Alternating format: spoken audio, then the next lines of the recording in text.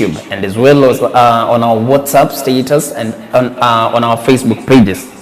And definitely before the last episode ended, we were talking about parenthood and raising a godly child in a world that is changing. And one of the things that we were talking about before we went off on the other episode was guiltiness and realistic expectation. And definitely in studio, I'm not alone. I'm with a reverend who is the senior pastor and the lead pastor at RGC Heroes of Faith. He's also a psychologist. He's also a parent. So when you're talking about matters of parent, definitely he understands what it takes. And welcome, Pasi, to the studio. Thank you, Julius. Once again, we are continuing to expound on this area of parenting. Mm-hmm. And as you have said the last time, you talked about a realistic expectation. We were trying to compare the unrealistic and the realistic, mm-hmm. as well as the guilt. Sure. In parenting. And we said that is the worst kind of a parenting is where you are brought up by a guilty parent or unrealistic parent in terms of expectation. Mm-hmm. Yeah, because they can hurt, harm, mm-hmm. and even destroy the future of their children. But when the parent is very real, understanding, coping, and well-versed with the trend of change, yes, their children tend to enjoy most, mm-hmm. in under their parenthood. So, Pasi, for the parents who probably are dealing with with guilt, how can they practically overcome guiltiness and to make sure that they are not hurting or harming their kids or their families? Number one, I would say there is, if it is to the extreme, the parent is overwhelmed by guilt. Mm-hmm. It is good to seek for counselor, mm-hmm. Hand in helping them to walk through and out of guilt. If it is not overwhelming guilt, the parent can do a stock taking. They can address themselves and accept the reality as it is. Mm-hmm. Rest, you may feel guilty and see as if you are a failure, mm-hmm. because your expectations have not been met. But at times we crucify our expectations and start also to walk a journey with our children, yes, through their eyes to see what is good for them. And as we stand out like coaches, yes, training them on how to pray it well until they are very successful. So parent, don't blame for yourself forever. If it is because of probably economic burdens, parent, live within your means. Mm-hmm.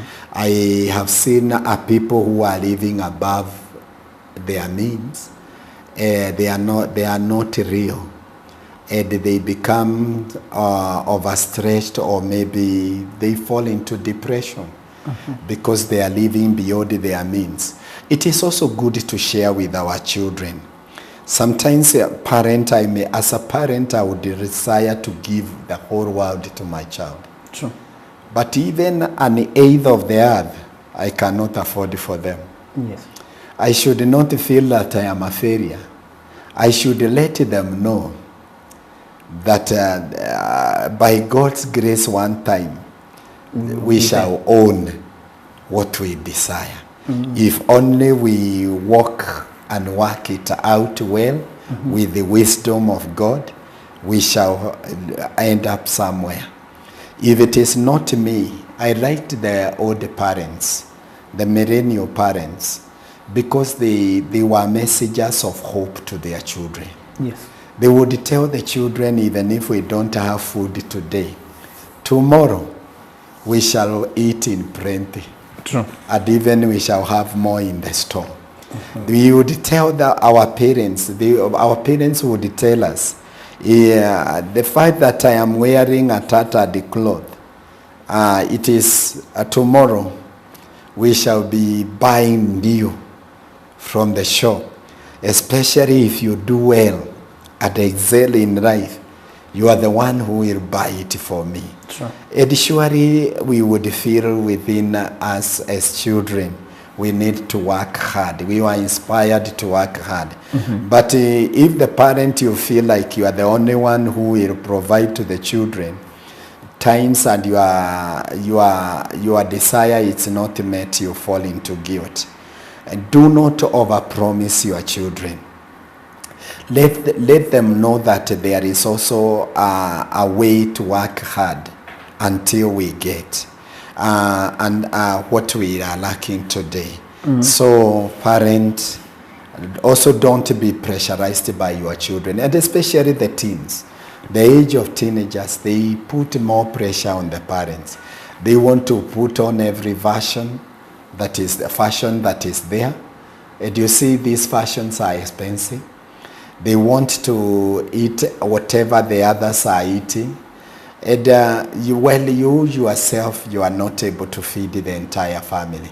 You need to have a family discussions, coming to the fireplace in the family, calling a kamukonji in the family, and talk.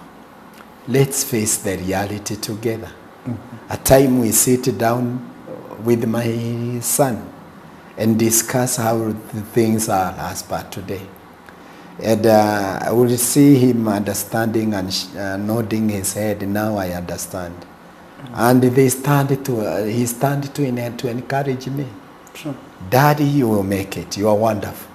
Wow. Yeah, so to also the parents the children who are grown up, always stand for your parents, encourage them, appreciate them. Tell them what they have done for you, even you don't know how you will pay them.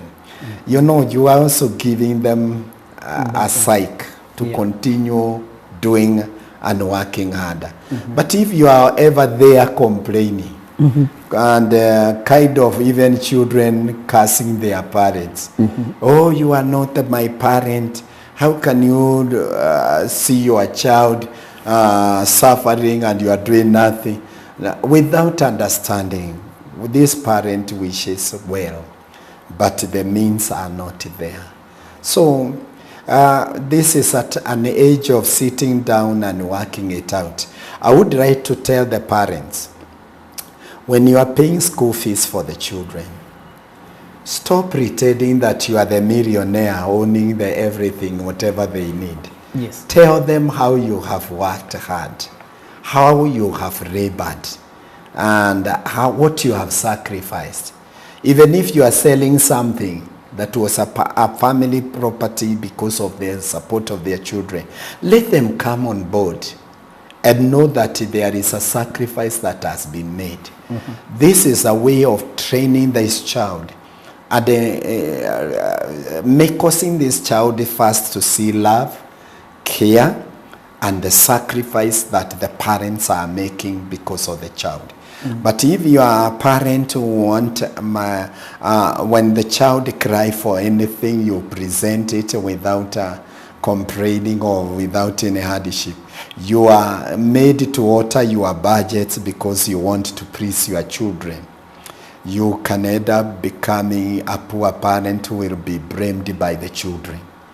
Let them know why they are not. If it's a boy, why you are not able to afford a bike, and the neighbor children, they have bike. Let this child start to begin to know that these things, they are, somebody has to work hard for them. Sure. And there is something we call income. And you'll find maybe your boy, your girl being comfortable and at peace with what they have. But if you pretend to be a very rich parent who provide everything the child needs, You keep on whipping and hyping the boy or girl that the whole world you can get it. You are kind of presenting or preparing your child to be a candidate of future frustration and even failure, and they will hate you. They will tell you, at our childhood you kept on telling us where you are taking us to this place, we will settle in this place. Why did you cheat us? Always be truthful. If you want to overcome guilt, and also be real. If you want to also overcome unrealistic expectation. With that, you will be very comfortable. Your child will be also comfortable with what we have as a family. You know, Paul wrote to the church in Philippi, and the epistle to the Philippian church. Yes. And he said, godliness with contentment. It's our greatest gain. That means we need to be contented with what we have as we exercise ourselves into godliness. That is believing in God, who will upgrade us from where we are. But where we are grateful. And there we are proud that we have our own gains as a family. Poverty parameters are as per your perception. How you perceive poverty or lack. You find somebody with a car outside crying that I am poor, while a man even without a bicycle, only with a wheelbarrow, is celebrating. True. We are not poor, we are rich. True. That it is as per the beholder. So how do you see life? What you perceive in your mind. Yes.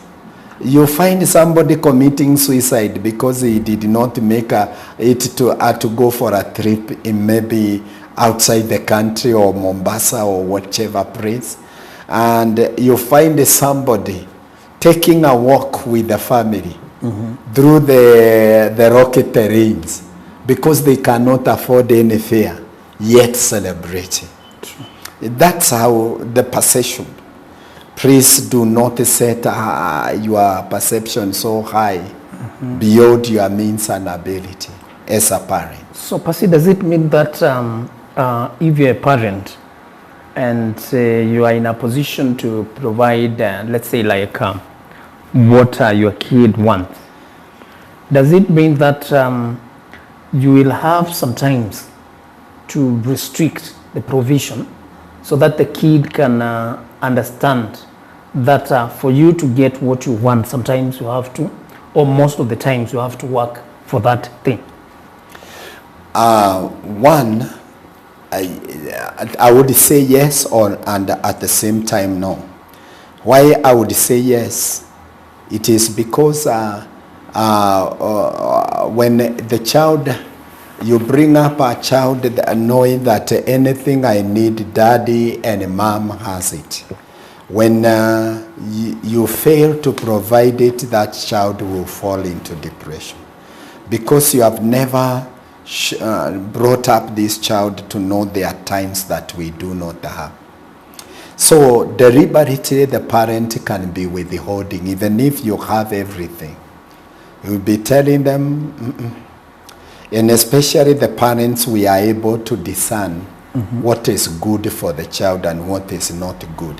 Rather than saying that is not good, I will not do it. You can feign like somebody who is struggling, I don't have that. Please understand and let's work with what we have. Let's be patient. The other side, when you make provision, yes, you might be having everything the child needs. I remember one time we said to train the child, you can take them for a walk. Let me say, I am talking to all classes of people. There are people who money is not a problem. Why don't you take your children one day to go and do donation in the slum places, the deeper parts of slums, either Kibra, Kawangware, or any Mathare Valley. You go there and you put on simple clothes and you walk with your children to see how people live. The reality. In reality, and how they appreciate life in that low state. And when you come back to your place, you discuss, what did we learn? Yeah, so that this child would also understand there are people. They are just blessed to have it. There are people who do not have it, yet they are living. That's how we need to bring up our children, so that they may enjoy it all. They have the back page that this is a privilege. We cannot waste it or let it go. We need to take care. Yeah. That's quite a reality there. And I hope someone can pick up the point and make probably their kid who feels like that they have everything, and they take them probably to that walk or to that donation and face a reality.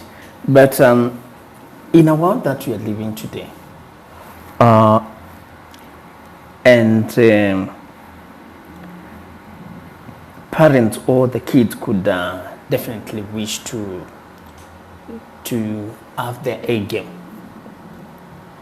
Will these conversations have the light of the day when you would wish to discuss something of like a visit to a place, and in the process they learn? Do you think that conversation will see the light of the day?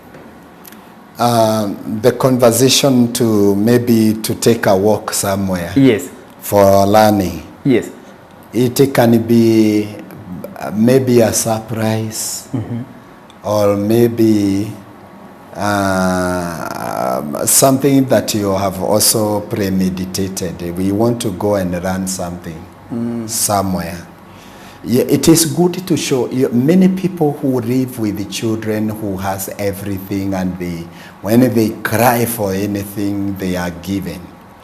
Those children lack humor. They are not humorous.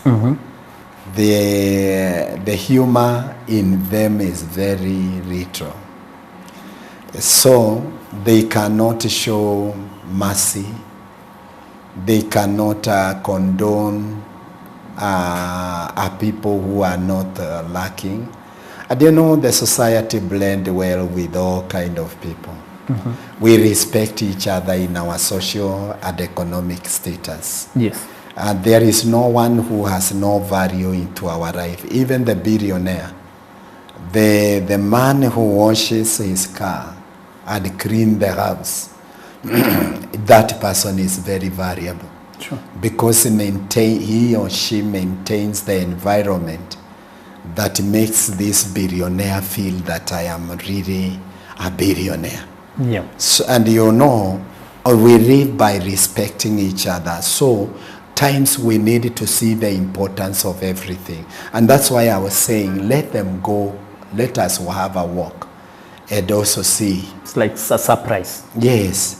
Take it by surprise. Something like unplanned. Yes. Okay. Yes, because some, they are, and I would say this is something I would like to talk to the